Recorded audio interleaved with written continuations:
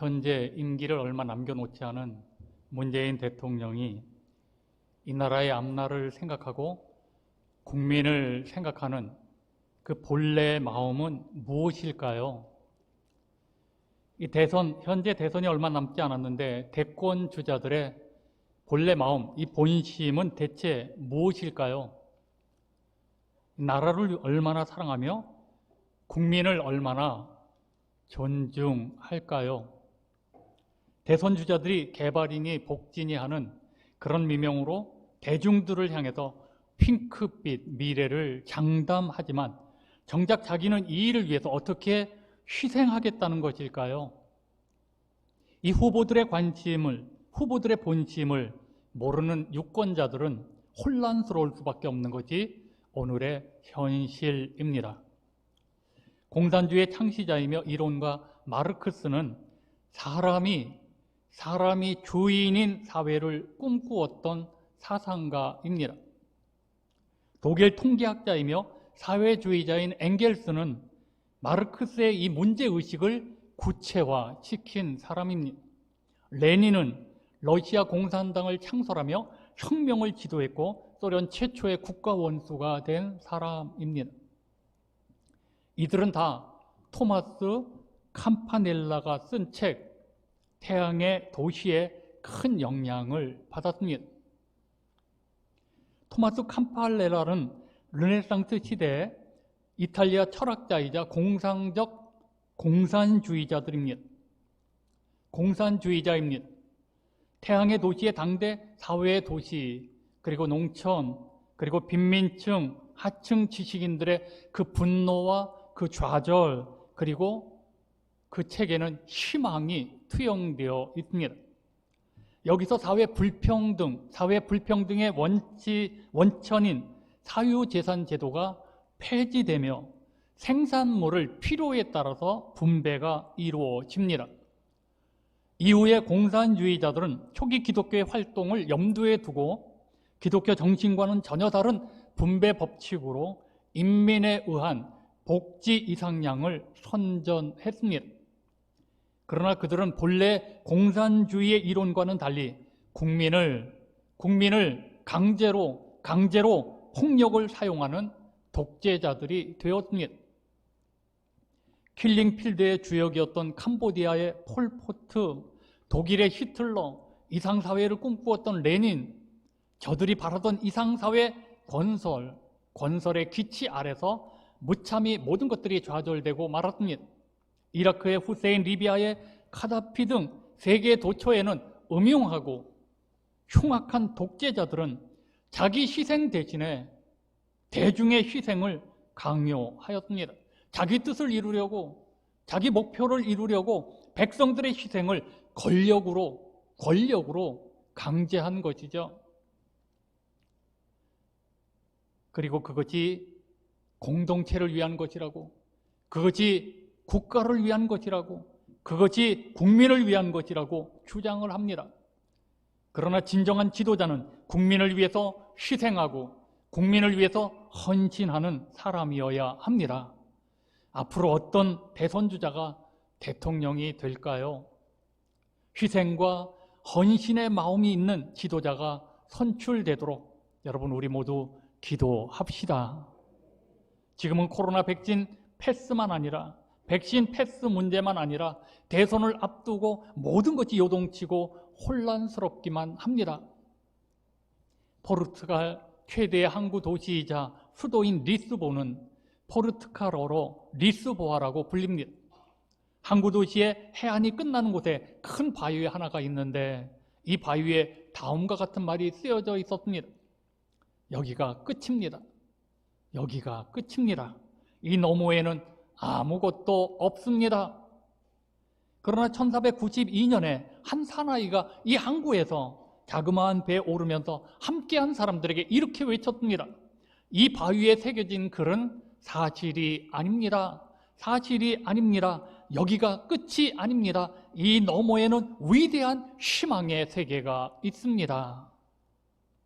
이 사나이가 바로 탐험가, 우리가 잘 알고 있는 크리스토퍼 콜럼버스입니다. 15세기 말 유럽 남부는 큰 두 차례의 커다란 지진을 겪었습니다. 콜레라, 페스트가 휩쓸고 다녔습니다. 그때 유럽 사람들은 깊은 절망 속에 주저앉아 있을 때입니다. 그러나 이때 절망을 거부하고 희망의 항해를 출범시킨 사람이 바로 콜럼버스였습니다. 이런 어렵고 절망하고 혼돈하던 시대에 희망을 선포하고 도전했던 그는 그 광활하고 위대한 아메리카 흰대륙을 발견하게 됩니다. 우리도 마찬가지입니다. 하나님을 믿는 우리도 절망을 만나면 모든 것이 끝난 것처럼 느끼고 희망이 없다는 부정적인 말을 하잖아요. 우리도 절망의 골짜기에 떨어지게 되면 아무것도 보이지 않습니다. 절망하는 자에게 앞이 보이질 않습니다. 좌절하는 자에게 여기가 끝이라고 그런 생각을 하게 됩니다. 모든 것이 끝났다고 생각을 합니다. 믿었던 사람이, 그래도 존경했던 사람에게 절망을 느낄 때 우리는 더 그렇습니다. 그렇게 믿었던 하나님, 그렇게 사랑했던 하나님께서 내가 당한 이 고난 이해할 수 없을 때도 있습니다. 왜 내가 이런 고난을 당해야 하느냐, 이해가 안 될 때가 있습니다. 그러나 그런 절망과 좌절을 거부하고 희망을 품은 사람들은 그것이 끝이 아니다, 이로 인하여 더 나은 좋은 날이 나에게 온다고 믿었어요. 그에겐 희망의 세계가 보인 것이죠. 더 찬란하고 무궁한 축복의 세계가 보인 것이죠. 그래서 그는 더는 좌절하지 않고 그 희망의 세계, 희망의 고지 위로 올라갑니다. 도전하는 것이죠. 하나님을 믿는 우리는 여기가 끝이 아니라고 선포하고 믿음으로 도전하고 일어나야 합니다. 왜? 믿음의 사람들이니까. 애굽 땅에서 출애굽한 이스라엘 백성들은 하나님의 말씀, 약속의 말씀을 들었습니다. 하나님이 그들에게 이렇게 말씀하셨어요. 내가 너희를 젖과 꿀이 흐르는 가나안 땅으로 인도하겠다 약속하셨습니다. 그 약속을 이스라엘 백성들이 믿지 못합니다. 안 믿었어요. 약속을 믿고 가야 할 하나님의 백성들이 광야 생활을 하다 보니까 지쳤어요. 하나님의 약속을 의심하고 부정합니다. 약속한 가나안 땅에 도착하였는데 그 땅이 하나님의 말씀하신 대로 젖과 꿀이 흐르는지 좋은 땅인지 나쁜지 정탐꾼을 보내자고 합니다. 자꾸 정탐꾼을 보내자고 조르니까 모세가 할 수 없이 정탐꾼을 12명 대표자를 뽑아서 약속의 땅으로 보내었습니다. 그러나 그것은 하나님의 본심이 아닙니다. 이스라엘 백성들의 고집에 하나님도 모세도 치고 말았습니다. 이스라엘 백성들의 고집에 이 무너진 하나님의 마음, 또 모세의 마음, 그러나 그것이 그들에게 올무가 되고 말았습니다. 정탐꾼들이 땅을 탐지하고 돌아와서 여호수아와 갈렙을 빼고 10명의 정탐꾼이 부정적인 보고를 합니다. 하나님이 화가 나셨습니다. 화가 나셨습니다. 여호수아와 갈렙만 빼고 모두 다 광야에서 죽고 말았습니다. 그들은 처음부터 정탐꾼을 보내지 말았어야 합니다. 하나님이 좋다고 한 것을 자기들이 확인해 보겠다고, 하나님이 젖과 꿀이 흐른다고 말씀하셨는데 우리가 가서 확인해 보겠다고 뒤집어 버린 것이죠. 하나님의 약속을 믿지 못한 것입니다. 이로 인해 광야에서 40년의 고난과 연단을 과정을 보내고 나서 모세 후계자 여호수아는 2명의 정탐꾼만을 보냅니다. 근데 이때 정탐꾼은 땅이 나쁜지 좋은지를 확인하려고 보낸 정탐꾼이 아닙니다. 가나안 정복을 위한 방법을 찾기 위한 정탐꾼이었습니다. 하나님은 우리가 고집을 부리면 내버려 두십니다. 이것은 응답이 아니라 착각입니다. 자기가 고집을 부리면서도 하나님이 나에게 동의하셨다는 이런 어리석은 말도 합니다. 그것은 오해입니다. 그러므로 우리는 언제든지 무슨 일을 결정할 시에는 하나님께 나아가서 물어야 합니다. 물어야 합니다. 나의 고집을 꺾고 하나님의 뜻을 물어야 합니다. 내 뜻대로 하지 마시옵고 아버지의 뜻을 이루어 주옵소서. 하나님의 뜻을 물어야 합니다. 오늘 본문의 말씀은 예수 그리스도가 십자가를 지고 영문 밖으로 나갑니다. 구약시대 백성들의 죄를 위해 제단에 바쳐지는 희생양의 피를 제사장이 제단으로 가져갑니다. 그리고 희생양의 육체는 영문 밖으로 가지고 나가서 불살랐습니다. 이처럼 예수께서도 자기 피로 백성들을 거룩하게 하려고 성문 밖으로 끌려가 고난을 받고 십자가에서 죽임을 당하셨습니다. 우리의 죄를 짊어지심에 대한 버림받으심입니다. 버림을 당하신 영문밖에 길이 없습니다.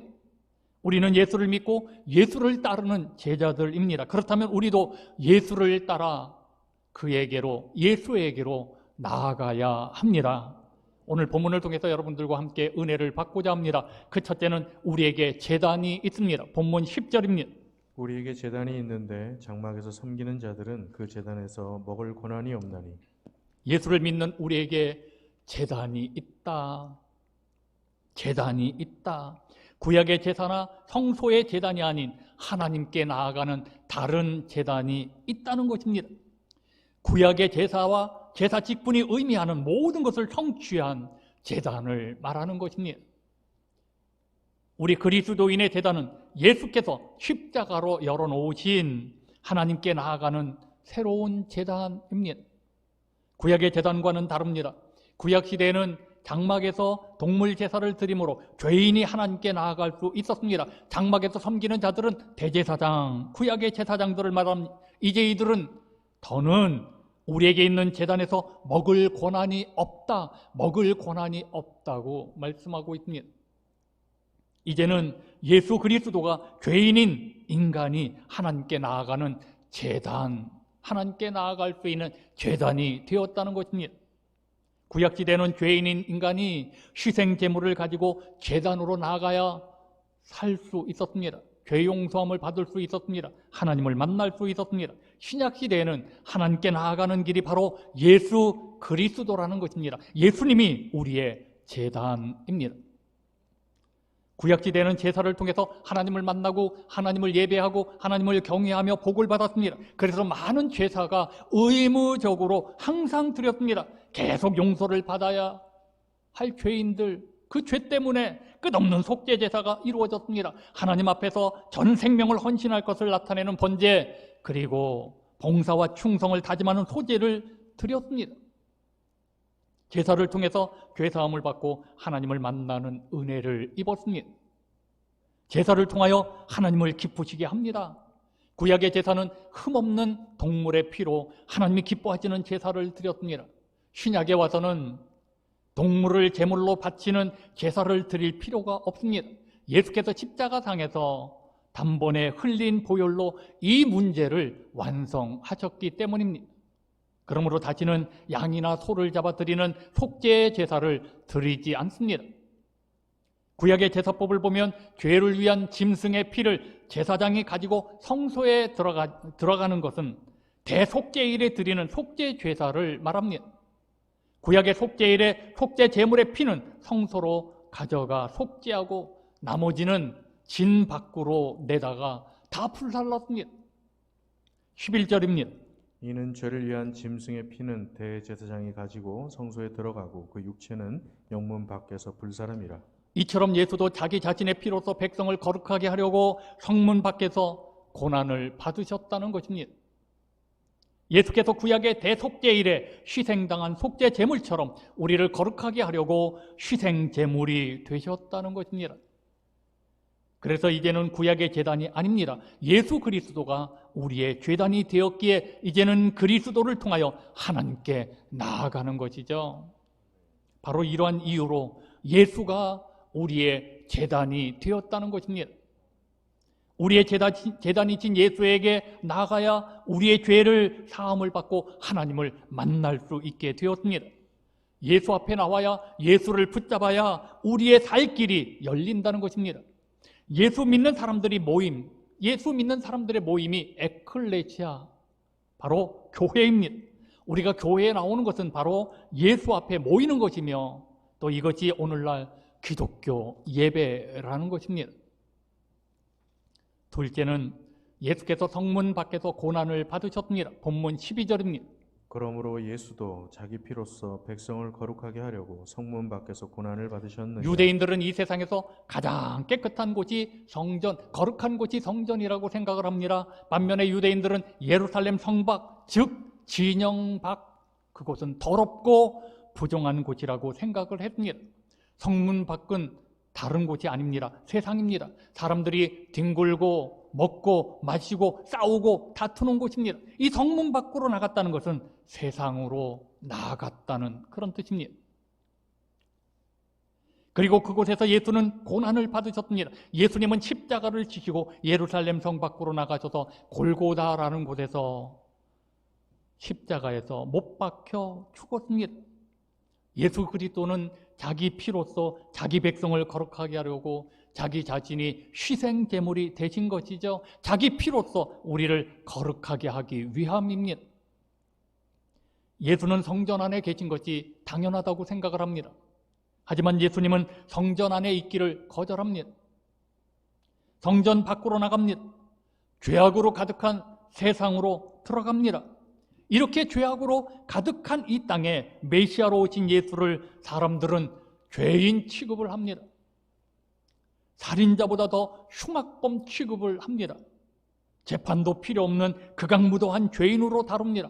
아니, 어떻게 오전 6시에 예수님을 잡아와서 오전 9시에 십자가에 못을 박아 사형 집행을 합니까? 말도 안 되는 재판. 그런데 예수님은 이런 모든 억울함을 또 참고 다 참고 참으셨습니다. 우리를 구원하시려고, 나를 구원하시려고 또 참고 참으신 것이죠. 십자가를 지는 희생이 있어야 우리를 살릴 수 있기 때문입니다. 그 이유는 피 흘림 없이는 죄를 사할 수 없기 때문입니다. 우리를 거룩하게 할 수 없기 때문입니다. 이런 하나님의 본심과 예수 그리스도의 사랑을 우리가 믿는다면 우리도 영문 밖 그에게로 나아가야 합니다. 13절입니다. 그런즉 우리도 그의 치욕을 짊어지고 영문 밖으로 그에게 나아가자. 영문 밖이란 예루살렘 성 밖을 말합니다. 그러므로 영문 안에 있지 말고 새 언약의 그리스도가 계신 영문 밖으로 우리도 나아가야 합니다. 우리를 위해 십자가를 지신 예수 그리스도처럼 나도 주님의 고난에 동참하기 위해 영문 밖으로 예수님에게로 나아가야 합니다. 십자가의 길을 가야 한다는 말이죠. 십자가를 지자는 얘기죠.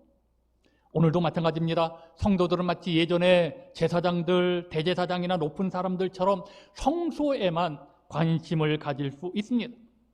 수많은 사람들이 따르고 가는 곳마다 병자가 고침을 받고 물이 포도주로 바뀌고 물고기 2마리와 떡 5개로 수많은 사람을 먹이시는 예수님, 권능 있고 대중의 인기를 얻는 그 예수님만을 생각할 수 있습니다. 부활하셔서 죽음의 권세를 이기신 그 부활의 영광만을 생각할 수 있습니다. 오늘날에도 영문 밖에서 치욕을 당하신 그 예수님의 십자가에는 관심이 없는 성도들이 꽤 많습니다. 그러나 우리가 깊은 곳에 그물을 던지게 하셔서 그물 가득 고기를 잡는 것에만 관심을 가지는 것은 하나님의 본심, 하나님의 본래 마음이 아닙니다. 주님이 나를 위해 치욕을 짊어지신 것처럼 우리도 주님처럼, 우리도 예수님처럼 십자가를 지기 위해 영문 밖으로 나가야 한다는 것입니다. 예수 안에서 하나님의 은혜를 입고 사는 우리라면 예수의 십자가를 기억하고 우리도 예수님께서 지신 십자가를 짊어지고 주님이 가신 그 길을 따라가자는 그런 말씀입니다. 우리도 그리스도의 고난에 동참하셔야 합니다. 우리가 그렇게 해야 할 이유가 무엇입니까? 왜 우리가 고난을 받아야 합니까? 14절입니다. 우리가 여기에는 영구한 도성이 없으므로 장차 올 것을 찾나니. 이 도성은 곧 예루살렘을 말합니다. 예루살렘은 영구하지 않다는 것입니다. 결국 다 없어지고 허물어지고 사라진다는 것입니다. 여러분, 이 세상에서 우리가 위로받을 곳이 아니잖아요. 우리가 위로받을 곳은 하나님이 계신 천국입니다. 우리도 없어질 것에 너무 마음을 빼앗기지 말고 장차 올 것을 찾아야 합니다. 그러므로 우리는 예수께서 지신 십자가의 고난, 십자가 고난에 동참하는 신앙생활을 하셔야 합니다. 이 세상 영원한 것이 아니잖아요. 영원하지 않잖아요. 셋째는 하나님이 기뻐하시는 제사를 드려야 합니다. 본문 15절, 16절입니다. 그러므로 우리는 예수로 말미암아 항상 찬송의 제사를 하나님께 드리자. 이는 그 이름을 증언하는 입술의 열매니라. 오직 선을 행함과 서로 나누어 주기를 잊지 말라. 하나님은 이 같은 제사를 기뻐하시느니라. 그리스도인들이 드리는 제사는 제사장들이 드렸던 동물 희생 제사가 아닙니다. 예수 그리스도에 의해 온전한 희생 제사가 단번에 드려졌으므로 더는 속죄를 위한 동물 희생 제사는 필요가 없습니다. 이것이 보혈의 능력이고 이것이 십자가의 은혜인. 그러므로 그리스도인들이 드려야 할 제사는 하나님께 감사로 찬송하는 예배입니다. 찬송의 예배는 이례적인 것이 아닙니다. 항상. 그러므로 우리는 예수로 말미암아 항상 찬송의 제사를 하나님께 드리자. 항상 찬송의 제사를 드려야 합니다. 항상 예배를 드려야 합니다. 예수 십자가의 은혜로 구원받은 우리는 항상 하나님께 찬송의 예배를 드려야 합니다. 예수께서 우리의 구주이심을 고백하는 그 입술의 열매가 곧 찬송의 제사입니다. 그리고 찬송의 제사를 드리며 하나님께 예배하는 자들은 오직 선을 행하고 나누어 주기를 잊지 말아야 합니다. 오늘 본문에 뭐라고 말씀합니까? 오직 선을 행함과 서로 나누어 주기를 잊지 말라. 하나님은 이 같은 제사를 기뻐하시느니라. 선을 행한다는 것은 타인에게 관심을 보이는 모든 친절한 행위를 가리킵니다. 나눠준다는 것은 타인의 필요를 채워줄 수 있는 사랑을 뜻합니다. 타인을 사랑하는 실제적인 행위가 없는 찬송의 제사는 불완전한 예배, 하나님이 기뻐 받으시는 예배가 아니라는 거예요. 반드시 찬송의 제사에는 선행의 제사가 따라야 합니다. 우리가 하나님께 대하여 헌신의 제사를 드리고 또 하나님께 감사한 마음으로 찬양의 제사를 드렸다고 합시다. 이곳으로 다 한 것이 아닙니다. 하나님께서 온전한 제사를 요구하십니다. 오늘 믿는 사람들 교회 안에서는 하나님을 섬기고 찬양을 하고 기도를 하며 예배를 잘 드립니다. 근데 나가서의 삶은, 나가서의 사는 우리들의 모습은 아무런 변화가 없다는 것이 이것이 문제입니다. 불신자나 우리나 하나도 다를 것이 없는 그런 생활의 이 모습, 변화가 일어나지 않는 이런 모습, 하나님이 기뻐하시는 예배가 아니라는 것입니다. 하나님께서 우리가 마음으로 감사하고 입술로 찬양하며 또 하나님께 예배를 드리는 것으로 그렇게 그친다면 하나님께서 기뻐하시지 않는다는 것입니다. 우리가 은혜로 구원을 받았으면 그 복음에 합당한 행실을 하라는 것입니다. 이것이 하나님께서 기뻐하시는 제사, 하나님이 기뻐하시는 예배라고 말씀합니다. 호주의 동물학자 로렌츠 박사는 노벨 수상자입니다. 이 동물의 특성을 연구해서 노벨상을 받은 사람이죠. 이 동물들이 싸울 때 독특한 모양으로 항복을 표시한답니다. 원숭이가 엉덩이를 들고 땅에 바짝 엎드리면 싸우던 상대방은 더 이상 공격을 안 한답니다. 개도 마찬가지입니다. 개가 꼬리를 내리고 목을 보이면 이것은 싸울 의사가 없다는 표시인데 그러면 더 이상 달려들지 않는다고 합니다. 동물들은 상대가 항복의 자세를 취하면 더 공격하지 않습니다. 이것이 동물의 질서라는 것을 이분이 알게 된 것이죠. 그러나 사람의 싸움은 끝이 없습니다. 상대방이 잘못했다고 시인하든 말든 항복을 해도 공격을 멈추지 않잖아요. 오히려 약점을 잡았다. 더욱 맹렬하게 공격을 합니다. 상대방의 잘못에 대해 두고두고 계속 추궁을 합니다. 상대방의 항복을 끝까지 받아내고 공격하다 보면 승자와 패자가 분명히 갈립니다. 그러나 여러분, 서로 용서하고 서로 이해하면 모두가 다 승자가, 모두가 다 이기는 자가 될 수 있잖아요. 사람이 제일 무섭고, 사람이 제일 어렵고, 사람이 제일 복잡합니다. 때로는 개만도 못한 인간이라는 말이 가슴에 와닿기도 합니다. 하나님은 모든 사람을 사랑하셔서 독생자 예수 그리스도를 보내셨습니다. 십자가의 제물이 되셨습니다. 그러므로 주님을 따르기를 원하고 그에게 나아가는 자는, 예수님에게 나오는 자들은 반드시 하나님이 기뻐하시는 선행과 나눠주는 삶을 살아야 합니다. 이것이 하나님이 기뻐하시는 참된 예배입니다. 우리가 참으로 이 땅에서 영원히 머물지 않고 장차올 영원한 하나님의 나라를 찾는 그리스도인으로 살아야 합니다. 그렇다면 우리를 위해 성문 밖으로 끌려가신 그리스도의 희생을 부끄러워하지 말고, 수치스럽게 생각하지 말고, 우리는 십자가를 짊어지신 그 예수에게로 나아가야 합니다. 하나님의 본심을 내가 안다면 우리도 십자가를 붙잡아야 합니다. 우리도 예수님처럼 십자가의 길, 헌신의 자리로 나아가야 합니다. 십자가의 희생의 길로 나아가야 합니다. 그리고 여러분, 우리의 언어를 바꾸고 하나님을 찬송하는 입술의 열매로 예배를 드려야 합니다. 그리고 선하고, 그리고 나눔을 통해서 영원한 천국을 소망하며 사는 날 동안 이렇게 선하고 착한 행실로 나누는 자들과 우리 주님은 반드시 함께 하십니다. 그들을 지켜주십니다. 그리고 복되게 하실 줄로 믿습니다. 여러분, 참으로 올해는 하나님을 기쁘시게 하는 예배자로 살아가는 우리 글로리아 가족들 모두가 다 되어지시기를 주님의 이름으로 축원합니다. 축원합니다. 우리 함께 찬양하시겠습니다.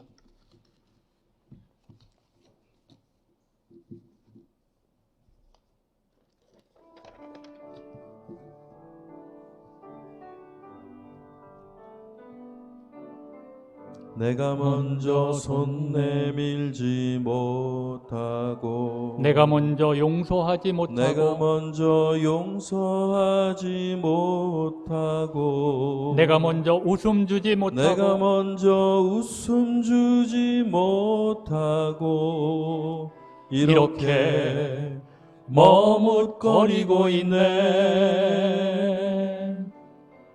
그가 먼저 손 내밀길 원했고,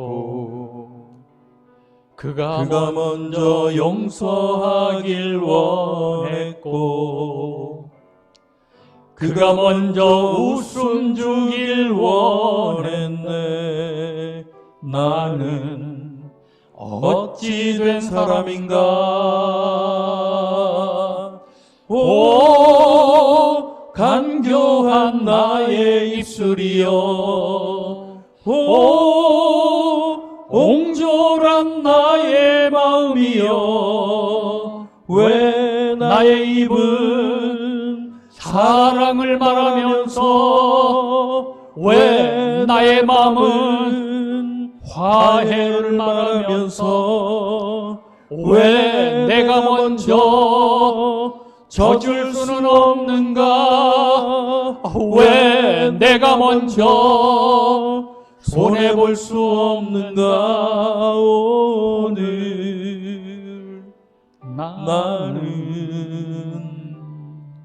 오늘 나는 주님 앞에서 몸둘 바 모르고 이렇게 흐느끼며 서 있네.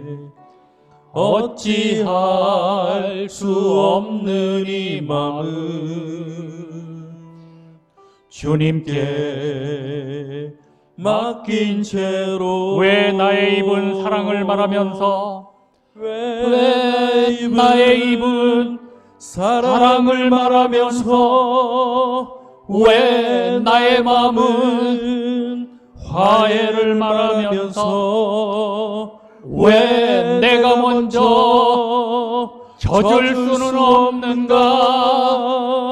왜 내가 먼저 손해볼 수 없는가? 오늘 나는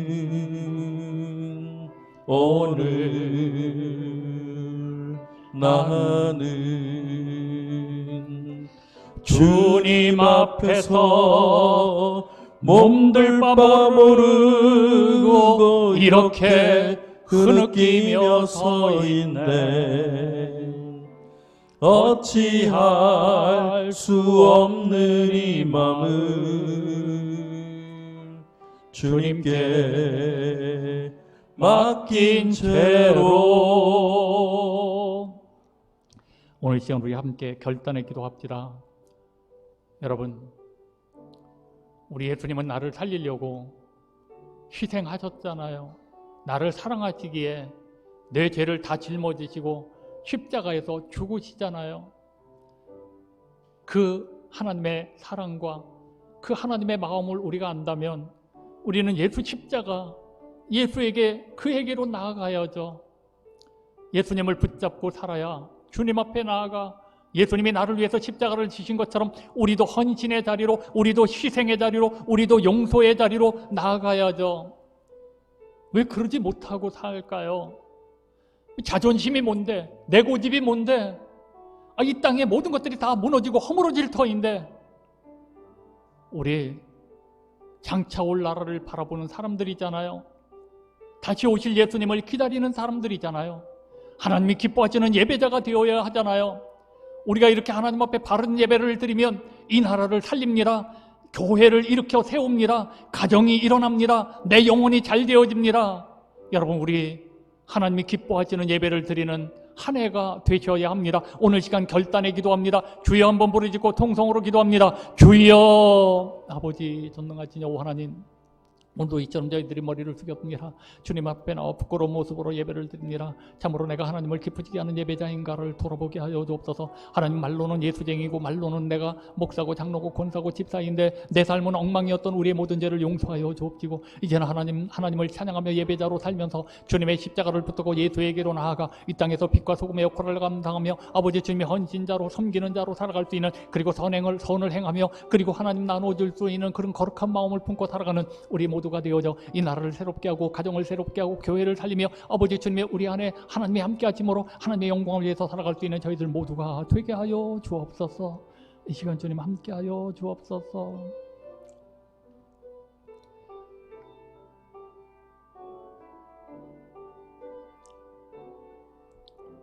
하나님, 이렇게 어려운 예배드리기 힘든 시대 속에서 살아갑니다. 우리가 참으로 하나님을 기쁘시게 하는 예배자인가? 우리에게 하나님 말씀하셨습니다. 주님, 오늘 시간 이 말씀을 들으면서 우리 자신을 돌아보게 하여 주옵소서. 우리가 그에게로, 십자가를 지신 예수님에게로 십자가로 나아가지 않으면 우리는 이 땅에서 선을 행하고 나눠주는 삶을 살지 못합니다. 주여, 내가 목사고 장로고 권사고 집사라면 참으로 하나님이 기뻐하시는 예배자로 살게 하여 주옵소서. 항상 드리는 예배를 통해 하나님을 기쁘시게 하고 항상 드리는 우리의 예배, 하나님의 예배 가운데 우리와 함께 하셔서 선을 행하고 나눠주는 삶을 통해 이 나라를 살리고 가정을 살리고 교회를 세워나가며 우리가 하나님의 나라의 백성답게 살아갈 수 있는 저희들 모두가 되게 하여 주옵소서.